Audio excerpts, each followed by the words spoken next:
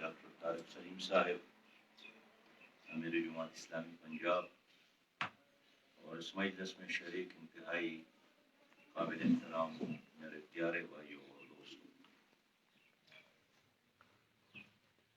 آپ کی 14 سوالات ہے اور عاشق صاحب، اجاز صاحب، امین بھائی، حسین صاحب، ظفر خان، قیصر بٹ، قاسم صاحب، مرزا صاحب، عبدالحکیم مجاہد، ڈوگر صاحب نے بھی، شاہ صاحب نے بھی، عمر ایاز اور خالد بھائی نے بھی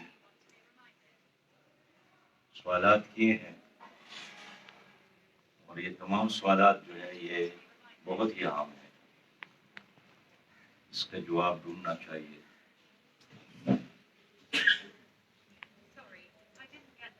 علامہ اقبال رحمۃ اللہ علیہ نے ایک شاعر کا تذکرہ کیا ہے جس کا نام معرّی تھا، اور ان کے الفاظ میں وہ کہتے ہیں کہ کہتا ہے کبھی گوش نہ کھاتا تھا معرّی، بل بھول پہ کرتا تھا ہمیشہ گزر اوقات۔ ایک دوست نے بنا ہوا تیتر اسے بھیجا، شاید کہ وہ شاطر اسی ترکیب سے ہمات۔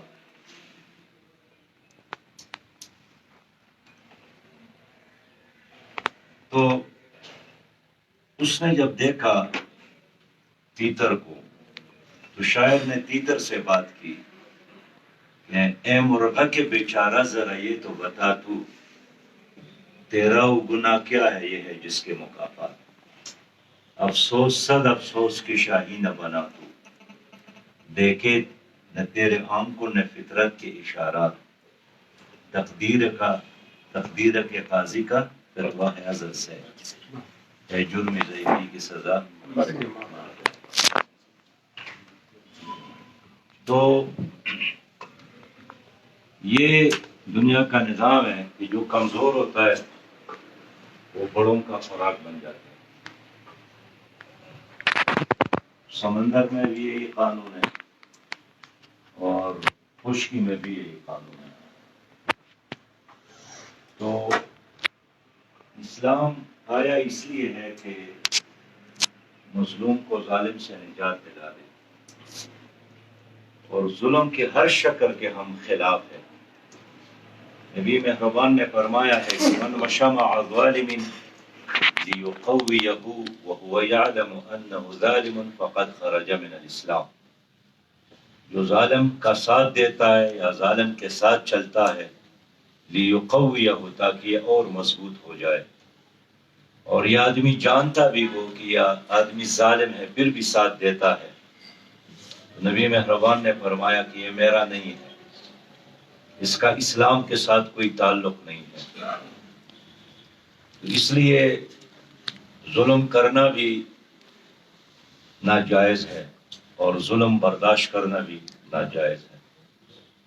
ہمارے معاشرے کا المیہ یہی ہے کہ ظلم کو برداشت کرتے ہیں، خاموش رہتے ہیں، اور جب ایک عرصہ گزر جاتا ہے تو پھر غلامی سے ان کو محبت ہو جاتی ہے، پھر اپنے ہاتھوں میں ہتھکڑیوں سے ان کو محبت ہو جاتی ہے۔ لیکن انقلابی تحریکوں کا کام یہی ہے کہ وہ لوگوں کو زندگی کا پیغام دے دے، لوگوں کو منظم کرے اور ان کو ظلم سے نجات دلا دے۔ جماعت اسلامی کا بھی بنیادی کام یہی ہے، اور نیشنل لیبر فیڈریشن بھی انہی مقاصد کے لیے کام کر رہی ہے۔ بنیادی مسئلہ یہی ہے کہ اس ملک میں جو مڈل طبقہ تھا اب آہستہ آہستہ وہ ختم ہو رہا ہے، اور عوام کی اکثریت ہے جو ایک اقلیت کے مفادات کے لیے اور ان کے کارخانوں کے لیے یا ان کی جاگیروں کے لیے یا ان کے عالیشان کوٹھیوں کے لیے صبح اور شام اور اپنی زندگی کا خاتمہ اسی میں کر دیتی ہے، اور یہ بہت بدترین شکل ہے ہماری سماج کا۔ اس کے بارے میں اقبال نے فارسی میں فرمایا ہے کہ خواجہ نانے بندہ مزدور خورد، آب روی دختر مزدور پر کہ سرمایہ دار نے مزدور کے حصے کا کانا بھی کھایا اور ان کی عزت، ان کی بیٹی کی عزت کو بھی لوٹا۔ اور پھر فرماتے ہیں کہ چیز تا قرآن خواجہ را پیغام مرگ۔ قرآن کیا ہے؟ اس سرمایہ دار کے لیے موت کا پیغام ہے۔ دستگیر و بندہ بے آب و برگ، اور یہ قرآن دستگیر ہے اس بندے کے لیے جس کے ساتھ آب و برگ نہ ہو، زندگی گزارنے کا سامان نہ ہو۔ تو یہی وجہ ہے اس وقت جو سیاست ہے ایک لحاظ سے ظالم جاگیرداروں کا اور کرپٹ سرمایہ داروں کی لونڈی ہے، اسی کے لیے استعمال ہو رہی ہے۔ یا آپس میں ایک ہے، مزدوروں کے خلاف بھی، کمزوروں کے خلاف بھی، عوام کے خلاف بھی۔ تو آپ لوگوں سے میرا کہنا یہی ہے کہ آپ جن کے لیے لڑنا چاہتے ہیں تو وہ بھی نظر تو آنا چاہیے، کم از کم شاباش تو دے دینا کہ آپ میرے لیے لڑ رہے ہیں، میرے لیے قربانیاں دے رہے ہیں۔ ان کے ضمیر پر اور ان کے دروازے پر دستک دینے کی کوشش کرنا چاہیے۔ یہ جتنے بھی مسائل آپ لوگوں نے بیان کیے ہیں یہ تمام ایسے ہیں کہ جو حل ہو سکتے ہیں، لیکن اس کے لیے جن کا مسئلہ ہے اس کو جاگنا پڑے گا۔ اور میں نے جناب شمس الرحمان سعدی صاحب سے بارہا عرض کیا ہے کہ سال میں ایک پروگرام تو ایسا کرو نا جس میں 15-20 ہزار مزدور شریک ہو۔ اگر واقعی اس ملک میں 7 کروڑ مزدور ہے تو 15-20 ہزار لوگوں کو نکالنا پڑے گا، تب ان کا مسئلہ حل ہوگا۔ ہم سینٹ میں، ہماری سینٹ میں تقاریر ساری سن لے، ہر تقریر میں یہی افسانہ اور یہی داستان ہے کہ ظلم ہے مزدور پر۔ اور ہماری تو معاشی پالیسی یہی ہے کہ کارخانے کے منافع میں مزدور کو شریک کیا جائے اور کھیت کے پیداوار میں کاشتکار کو شریک کیا جائے، اور اس کے علاوہ جتنے ادارے میں ورکر ہیں اس کی پیداوار میں کارکنان کو شریک کیا جائے تاکہ وہ کارخانہ اس کو اپنا سمجھے، جاگیر کو اپنا سمجھے اور اداروں کو اپنا سمجھے۔ جب تک یہ نہیں ہوگا مزدور کام چور بھی ہوگا، اور جب تک منافع میں اس کا حصہ نہیں ہے وہ شوق سے کام نہیں کرے گا، وہ پسینہ کس کے لیے بہائے۔ لیکن ہمارا یہ پیغام میں خود سمجھتا ہوں کہ مزدوروں تک بھی نہیں پہنچا ہے کہ جماعت اسلامی ہمارے لیے یہ کر رہی ہے یا سوچ رہی ہے۔ یہاں المیہ یہی ہے کہ مزدور کی وکالت بھی کارخانہ دار کر رہا ہے اور کاشتکار کی وکالت بھی جاگیردار کر رہا ہے، اور بلٹ پروف گاڑی میں جو ہے وہ فٹ پاتھ پر سونے والے کی بات کرتا ہے اور یہ سمجھتا ہے کہ واقعی ایسا ہی ہے۔ تو ان حقائق سے پردہ اٹھانے کی ضرورت ہے۔ میں آپ کی خدمت میں عرض یہ کرنا چاہتا ہوں کہ قرآن کا حکم یہی ہے کہ لا یکون دولتا بین الاغنیاء منکم۔ معاشی فلسفہ یہی ہے کہ تمہارے اغنیاء کے ہاتھوں میں دولت جمع نہ ہو، سرکولیشن آف منی اسلام کا معاشی فلسفہ ہے۔ لیکن اس وقت تو دولت چند ہاتھوں میں ہے۔ قرآن کا فلسفہ یہی ہے کہ وَيَسْأَلُونَكَ مَاذَا يُنْفِقُونَ، آپ سے پوچھتے ہیں کہ ہم اللہ کے راستے میں کیا خرچ کریں۔ تو قرآن کا فتویٰ یہی ہے کہ قُلِ الْعَفْوَ، جو آپ کی ضرورت سے زیادہ چیزیں ہیں۔ آپ اندازہ کریں کہ ایک انسان کے لیے 100 سالوں کی نہیں، چلے 500 سالوں کی ضرورت اپنے لیے رکھ لے، لیکن یہ باقی تو دے دینا۔ جی علیک بھائی، 500 سالوں کے لیے، لیکن اتنی دولت ہے لوگوں کے ساتھ کہ ہمارا ایک وزیر اعظم مر گیا تو ان کے ارب ہا ڈالر امریکہ کے ایسے بینکوں میں رہے کہ جنہوں نے جعلی نام سے اکاؤنٹ جمع کیا، تو جب ان کا بیٹا وہاں گیا انہوں نے کہا کہ یہ تو کسی اور نام سے، انہوں نے کہا کہ نہیں ہے تو میرے والد کے، تو انہوں نے سارا پیسہ اٹھا کر ٹرسٹ میں ڈالا وہاں کی، لیکن اس کے خاندان کو نہیں ملا۔ تو یہ اژدہ مسلط ہے، ان اژدہوں کے دانتوں کو توڑنے کے لیے طاقت درکار ہے۔ یہ دلیل نہیں مانتا ہے، یہ طاقت مانگتا ہے، اور طاقت ہی کے لیے ہم نے یہ تنظیم بنائی ہے کہ یہ ہمیں حاصل ہو۔ تو اگر آج کے اجلاس میں جو باقی آپ لوگوں کا ایجنڈا ہے، اپنی ایجنڈے کو آگے بڑھا لیں، لیکن دو تین چیزوں کو ہم ایک ٹیسٹ کیس کے طور پر لیں۔ ایک بلوچستان کی جو مائنز میں کام کرنے والا کارکن ہے، جس کے ساتھ سچی بات یہ ہے کہ افریقہ کے جنگلوں میں جو ظلم ہے اس سے زیادہ ظلم ان کے ساتھ ہو رہا ہے۔ ان کے بچے تباہ ہو رہے ہیں، ان کے پپڑے تباہ ہو رہے ہیں، ان کے خاندان، اور بالآخر میں ان کی لاش ایک بوری میں بند کر کے ان کے گھر پہنچایا جاتا ہے، اس کا کوئی پوچھنے والا نہیں ہے۔ تو میں سعودی صاحب سے درخواست کروں گا کہ وہ بلوچستان کے دوستوں کے ساتھ بیٹھ کر ایک پورا پلان بنا لے کہ ہم ان کے مسائل کو اٹھا لیں۔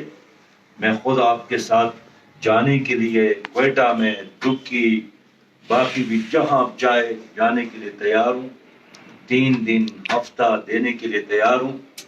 ڈرنا ہو، بیٹھنا ہو، دلیل کی بنیاد کی بات پر بات ہو، لیکن اس مسئلے کو آپ ایک تجرباتی بنیاد پر اس مسئلے کو اٹھا لیں۔ اس کا اثر بھی یہ بالکل ایک ٹیسٹ کیس کے طور پر اس کو، اس لیے کہ جب انسان سوتا ہے نا جی، اور کوئلہ کے کانوں میں کام کرنے والے کارکن کی زندگی کے بارے میں سوچتا ہے، تو اپنی جو ضمیر ہے انسان کو ملامت کرتا ہے۔ 7,000 فٹ، 3,000 فٹ، 1,000 فٹ نیچے جاتا ہے، رسی کے ساتھ وہ باندھا ہوا ہوتا ہے، اور ادھر سے جب وہ نکلتا ہے تو وہ انسان نہیں لگتا ہے، بالکل اس طرح ایک چوہی کی طرح اس کا شکل ہوا ہوتا ہے۔ آپ جا کر دیکھ لیں۔ دوبارہ آپ اس چیز کو لے کر آگے بڑھیں، اور اس کا پورے بلوچستان میں بھی اثرات ہوں گے۔ سوات اور شانگلہ کے بھی ہزاروں کارکن ہیں ادھر، اس پہ بھی اس کے اثرات ہوں گے۔ تو ایک تو میں یہ عرض کرنا چاہتا ہوں۔ دوسری بات یہ ہے کہ جو ڈیلی ویجز پہ کام کرنے والا کارکن ہے، جو کراچی میں بھی لاکھوں کی تعداد میں کانٹریکٹ پر بالکل، اور اس کی بھی کوئی ضمانت نہیں، آدھی رات اس کو کہا جاتا ہے کہ نکلو تو وہ جانے پر مجبور ہوتا ہے، اور اس کا کوئی سرپرست نہیں ہے۔ تو ایک ٹیسٹ کیس کی طور پر اس کو بھی دے لیں کہ ہم اس کی زندگی کو کوئی ضمانت دے دیں کہ بھائی یہ اس کا حق ہے، ایک انسان ہے، چلے مسلمان نہ بھی ہے، ہندو ہے، سکھ ہے، عیسائی ہے، لیکن انسان تو ہے نا جی، انسان ہونے کے ناطے اس کو اس کا حق دے دے۔ تو یہ 2 مسائل ایسے ہیں کہ جس میں جماعت اسلامی بھی آپ کی پش پر موجود ہو۔ باقی تنخواہ میں کمی کی بات کی یا اضافہ نہ کرنے کی بات کیا شکوائن ہے، تو اس پہ بھی جو تنخواہ دار لوگ ہیں انہوں نے خاموشی اختیار کی۔ ہم نے اپنا احتجاج تو ریکارڈ کیا، جو بجٹ پر تجاویز تھی اس میں ہم نے ان کو شامل کیا، لیکن اس پہ تنخواہ دار لوگوں نے بالکل خاموشی اختیار کی۔ ان کا خیال تھا کہ چلے تبدیلی کے نام پر ایک حکومت آئی ہے تو شاید کوئی رحم کرے، لیکن ان کے دلوں میں پتھر ہے، گوشت کا نہیں لگتا، اس لیے انہوں نے کوئی اس کی آواز کوئی نہیں سنی۔ باقی یہ جو کلین اور گرین کی بات آپ نے کی، سچی بات یہ ہے کہ یہ سب سے پہلے ہم نے کلین اینڈ گرین پشاور کا نقشہ بنایا تھا اور خیبر پختونخوا کی بجٹ میں نے ایز اے فائنانس منسٹر شامل کیا تھا اور اس کے لیے پیسے رکھے اور اس کے بعد پشاور کلین بھی ہو گیا اور گرین بھی ہو گیا، لیکن بی آر ٹی کی وجہ سے وہ دوبارہ پھر تباہ ہو گیا اور بہت خوبصورت شہر بنا تھا، پھولوں کا شہر بنا تھا۔ عنایت اللہ صاحب ہمارے بلدیات کے منسٹر تھے، میں فائنانس منسٹر تھا، اس کے لیے بڑا پیسہ ہم نے رکھا تھا۔ اس طرح وہاں ہم نے کوشش کی کہ ایک مائکرو فائنانسنگ اسکیم کے لیے میں نے ایز اے فائنانس منسٹر 1 ارب روپیہ رکھا تھا اور اس کا بنیادی پیغام یہی تھا کہ یہ بلا سود ہم قرضے دیں گے اور اس میں بھی ہم چاہیں گے کہ یہ قرضہ اس آدمی کو ملے جس کی تنخواہ 40,000 اور 30,000 سے کم ہو۔ لیکن ہماری بعد میں چونکہ ہم خود بھی وہاں سے فارغ ہو گئے اور پی ٹی آئی کی حکومت قائم ہو گئی تو ہمارا وہ اسکیم بھی اسی جگہ کی جان ہو گیا۔ لیکن بہرحال ہمارا ایک مائنڈ موجود ہے، انشاءاللہ دوبارہ موقع آئے گا، ہم اس چیز کو دوبارہ ہم یقینی بنائیں گے۔ ہم نے حکومت کو جو مشورہ دیا نا کہ اس وقت 14 لاکھ لوگ آپ لوگوں کو انکم ٹیکس دیتے ہیں، اس کی جگہ اگر آپ زکوٰۃ اور عشر کا نظام اپنا لے تو 7.25 کروڑ لوگ آپ کو زکوٰۃ دیں گے اور عشر دیں گے تو آپ کے ساتھ پھر جگہ نہیں ہوگی۔ اب قرآن میں پھر 8 ڈپارٹمنٹ ہے جس کو آپ عشر اور زکوٰۃ سے، حتیٰ کہ آپ ٹرانسپورٹیشن بھی اس کے ذریعے، اس لیے کہ اس میں ایک مد ہے ابن سبیل کا، آپ یتیموں کی کفالت، بیواؤں کی کفالت، آپ اس کے ذریعے جو یعنی آپ اپنے ریاست کے لیے لابنگ بھی اس کے ذریعے کر سکتے ہیں، اس لیے اس میں ایک مد ہے مؤلفۃ القلوب۔ اس طرح ہر یونین کونسل میں اگر آپ 5-10 لوگ زکوٰۃ جمع کرنے اور عشر جمع کرنے کے لیے رکھیں گے تو اس میں ایک مد ہے جو عاملین زکوٰۃ ہے جو جمع کرتے ہیں، تو اس میں لاکھوں لوگ آپ کو آپ ان کو روزگار دے سکتے ہیں۔ تو عشر اور زکوٰۃ کا جو نظام ہے یہ ایک فلاحی ریاست کے لیے بہت بنیادی نظام ہے۔ اس طرح ٹیکسز کے حوالے سے بھی ہم نے کہا ہے کہ ایک ٹیکس لے لے، اور سینٹ میں آپ اگر ہماری گفتگو کو آپ سنیں، میں نے کہا یہ ظلم ہے کہ 1 ارب پتی انسان اور 20,000 تنخواہ لینے والے انسان سے ریاست ایک طرح کا ٹیکس لیتی ہے۔ تو اب اگر میری تنخواہ، میری آمدن 20,000 روپیہ ہے تو 1 کلو چائے مجھے بھی 800 روپے فی کلو ملتا ہے، اگر کسی کا آمدن ماہانہ، عاشق آپ سن رہے ہیں وہ 1 ارب روپیہ ہے تو وہ بھی اسی طرح، یعنی میں بھی 42 اقسام کا ٹیکس دیتا ہوں اور 1 ارب پتی بھی 42 اقسام کا ٹیکس دیتے ہیں۔ میں نے کہا کہ آپ ٹیکس لے لیں لوگوں کے آمدنی کی بنیاد پر، اور اس کے لیے ڈاکومنٹیشن ضروری ہے ساری دنیا میں۔ اب آپ شناختی کارڈ پیش کریں ساری دنیا میں تو شناختی کارڈ سے پتہ چلتا ہے کہ یہ سوادی صاحب ہے، اس کے ماہانہ آمدن اتنا ہے، تو اسی بنیاد پر ان کو مارکیٹ میں چیز بھی ملتی ہے۔ میں جاپان گیا تھا، میں نے ایک گھڑی لے لی تو دکاندار نے مجھ سے پوچھا کہ آپ وزٹ پہ آئے ہیں؟ میں نے کہا ہاں۔ پھر پوچھا کہ آپ کے ساتھ پاسپورٹ ہے؟ میں نے کہا نہیں۔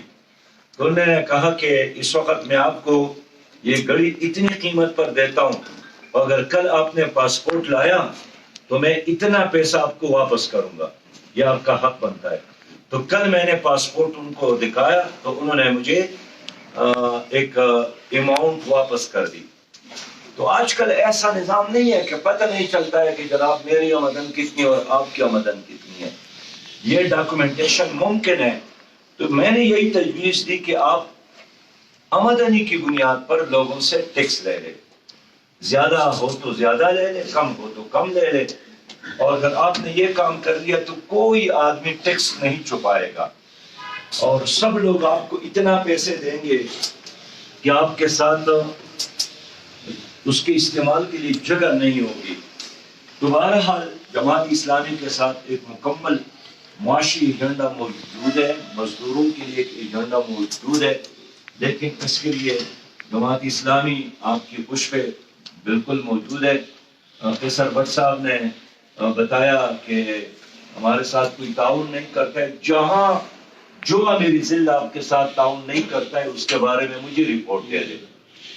امیر صبح موجود ہے، ان کو رپورٹ دے دے، وہ باؤنڈ ہے، ان کا فرض ہے کہ وہ آپ کے ساتھ تعاون کرے، وہ آپ کو فیسیلیٹیٹ کرے، اور آپ کا بھی فرض ہے کہ آپ کمزور پودے کی طرح دیوار کا سہارا نہ لے کہ کھجور کی درخت کی طرح خود ہی۔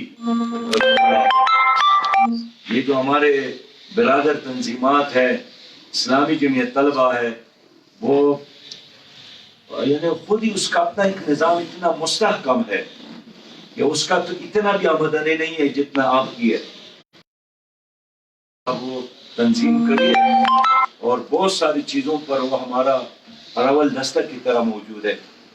بہرحال میں ایک بار پھر خلاصہ بیان کروں گا کہ مائنس کا مسئلہ اور ڈیلی ویجز پہ کام کرنے والوں کا مسئلہ، اور سال میں ایک ایسا پروگرام جو پورا نظام کو ہلا دے، تو پھر آپ کا جو صدر ہے NLF کا، وہ جب کسی وزیر کے پاس اپنا کارڈ بھیجے گا نا جی، خود نہیں جائے گا، اپنا وزٹنگ کارڈ بھیجے گا، تو اس کے وزٹنگ کارڈ میں اتنی قوت ہوگی کہ وہی وزٹنگ کارڈ ہے جس کے پیچھے 20,000 مزدور ان کے کال پہ نکلتے ہیں۔ لیکن گزشتہ طویل عرصے میں کراچی میں جاتا ہوں، خالد بھائی بیٹھے ہیں، میں نے کبھی کوئی ایسا پروگرام نہیں دیکھا جو کراچی کا شاہ نشان ہو مزدوروں کا۔ میں نے لاہور میں نہیں دیکھا جو لاہور کا شاہ نشان ہو، میں نے اسلام آباد میں نہیں دیکھا۔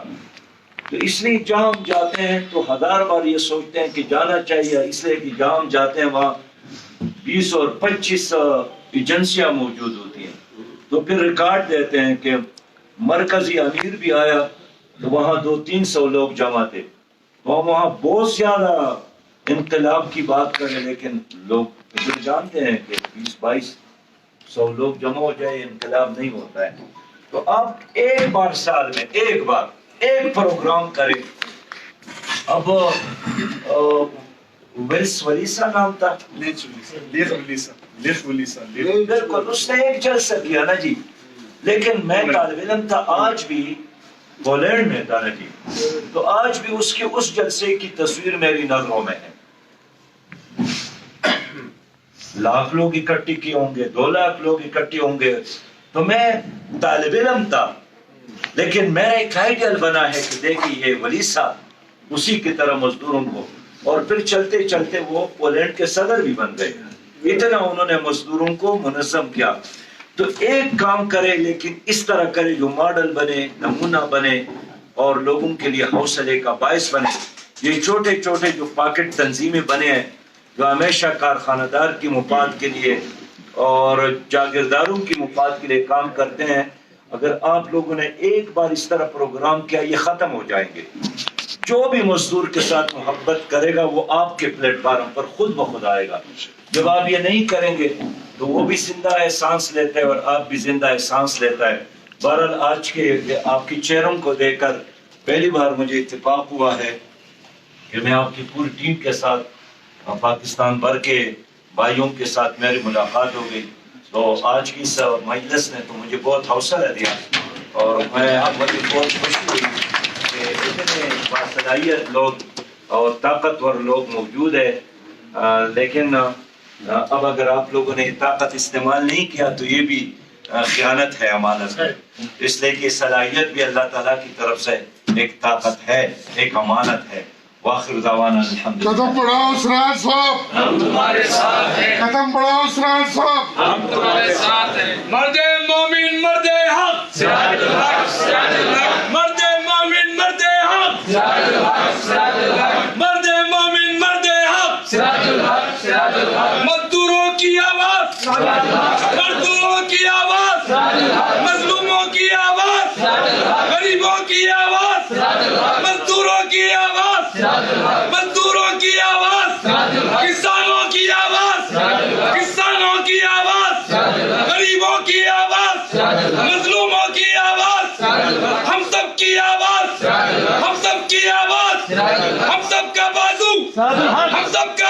हम सब की कुव्वत, हम सब की कुव्वत, हम सब की आन, हम सब की शान, हम सब की आन, हम सब की शान, हम सब की जान, हम सब की जान।